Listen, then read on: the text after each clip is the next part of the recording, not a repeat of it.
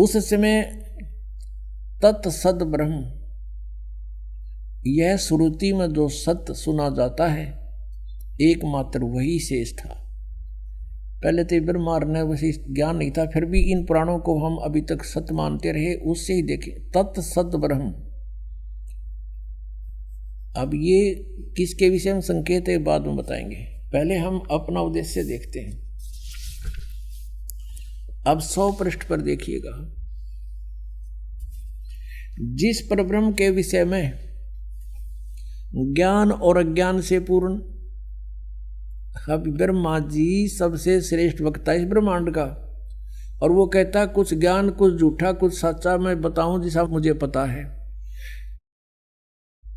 जिस परब्रह्म के विषय में ज्ञान और अज्ञान से पूर्ण उक्तियों द्वारा इस प्रकार विकल्प किए जाते हैं, उसने कुछ काल के बाद द्वितीय की इच्छा प्रकट की, अपने भीतर एक से अनेक होने का संकल्प उदित हुआ। तब उस निराकार परमात्मा ने अपनी लीला शक्ति से अपने लिए मूर्ति की कल्पना की। मूर्ति माने आकार होता है। जो मूर्ति रहित परम ब्रह्म है उसकी मूर्ति ये भगवान सदाशिव हैं।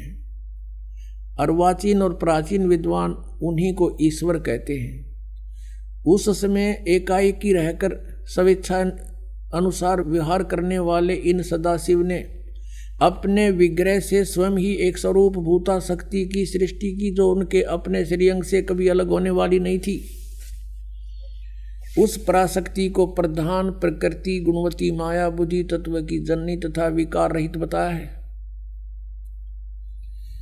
वह शक्ति अंबिका कही गई है। उसको प्रकृति, ये प्रकृति शब्द याद रखना, ये दुर्गा के लिए है। यहाँ पर गीता जी के अध्याय नंबर 14 के श्लोक 3, 4, 5 में जब आपको दास दिखाएगा ब्रह्मा विष्णु महेश की उत्पत्ति, वहाँ कोड वर्ड है। ये वहाँ दुर्गा के विषय में कहा है प्रकृति के, ये प्रकृति मेरी पत्नी है, मैं इसके पेट में बीज स्थापित करता हूँ गर्भ में, जिससे सबकी उत्पत्ति होती है। काल बोल रहा है गीता को। सर्वेश्वरी और त्रिदेव जननी, तीनों देवताओं की माता और नित्य और मूल कारण भी कहते हैं। सदाशिव द्वारा प्रकट गई उस शक्ति की 8 भुजाएं हैं, अष्टंगी। अब मैं तुमसे कहूँ चिताई, त्रिदेवन की उत्पत्ति वाई, माँ अष्टंगी पिता निरंजन। जिसको ये सदाशिव कहते हैं ना, ये सदाशिव ये है वो काल, वो शिव रूप धारण करके प्रकट हो जाता है अपने पुत्र का रूप बना करके।